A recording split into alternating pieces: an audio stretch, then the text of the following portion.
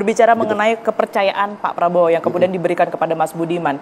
Ini Anda melihat pure karena memang melihat concern yang tadi disebut ya, bahwa ternyata memiliki fokus dan juga minat tersendiri untuk membangun Indonesia dalam segi pemberantasan kemiskinan, atau seperti apa? Ada hal lain tidak yang kemudian ini membuat Pak Prabowo ini pada akhirnya memilih Mas Budiman sebagai kepala badan percepatan pemberantasan kemiskinan? Yang menarik adalah ketika Pak Prabowo juga memilih salah satu wakil saya, Ibu Nani, yang juga pegiat pemerhati kemiskinan.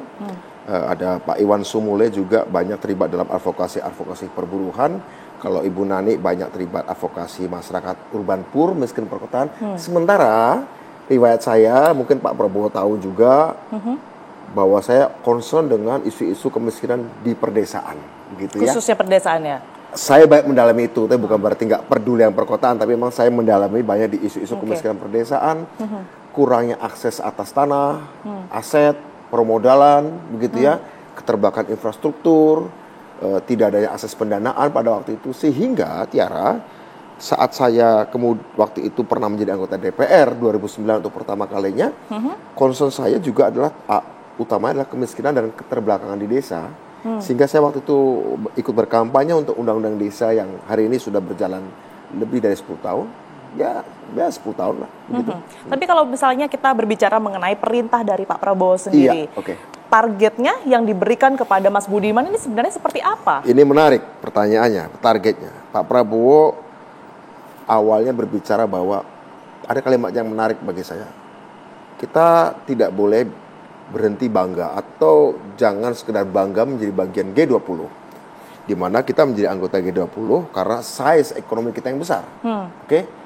Tapi sebenarnya masih banyak masyarakat kita yang kalau miskin ekstrimnya sudah sangat berkurang, sudah 0,8% miskin ekstrimnya, yang sudah nggak bisa bekerja lagi, nggak bisa berdaya lagi, mungkin karena mereka difabel, mungkin karena mereka aksesnya sudah tertutup, mungkin juga mereka tidak produktif, itu tinggal 0,8%. Tapi sebenarnya masih ada orang-orang yang relatif di garis miskin, bukan miskin yang ekstrim, ya sampai masih ada sekitar 25 juta orang.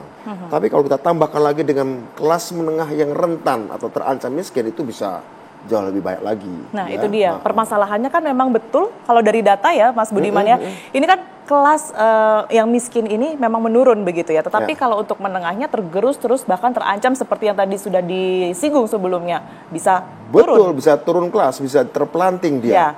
Bisa terpelanting karena pijakan tempat kelas menengah ini berdiri hari ini sedang mengalami kocok ulang. Ibaratnya Tiara ada di lantai ketiga gitu ya. Yang ekstrim adalah lantai bawah, ground floor.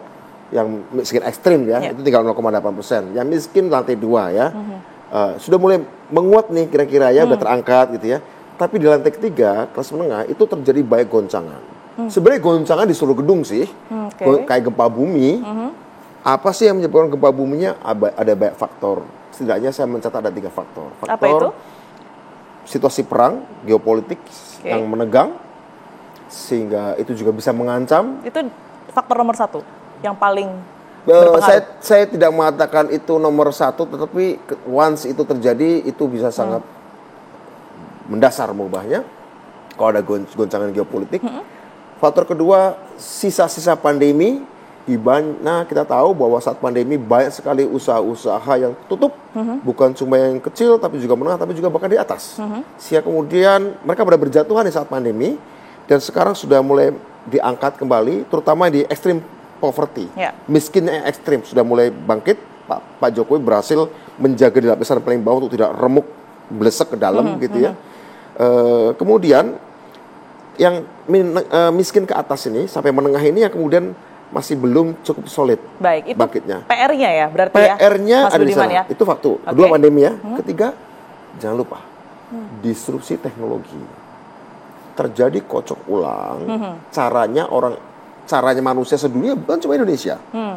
Yang tadi saya sebutkan ini bukan cuma Indonesia tapi dunia. Cara orang cari nafkah, caranya hubungan kerja, itu banyak sekali mengalami perubahan luar biasa. Baik.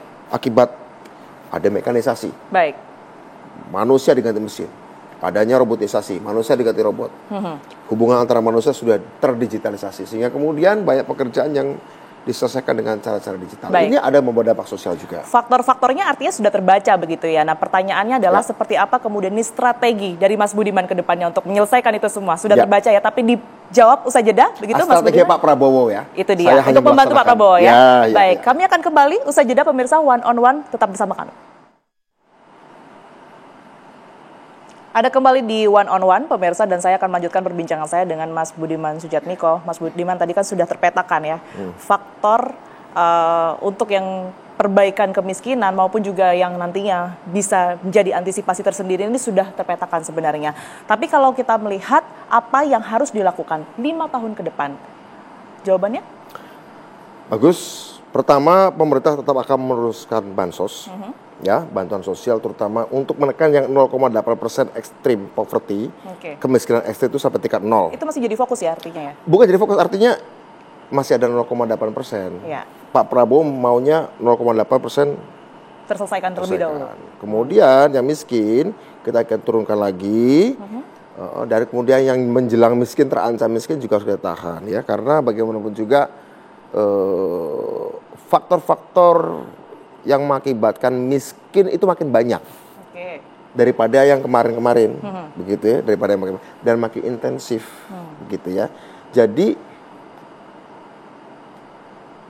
kita menginginkan strategi kita, Pak Prabowo arahnya adalah bagaimana setiap kementerian harus ada indikator kinerjanya adalah kebijakan masing-masing kementerian itu harus berdampak pada pengurangan miskin ekstrim, pengurangan orang miskin, dan mencegah kejatuhan orang ke dalam kemiskinan dari kalangan kelas menengah.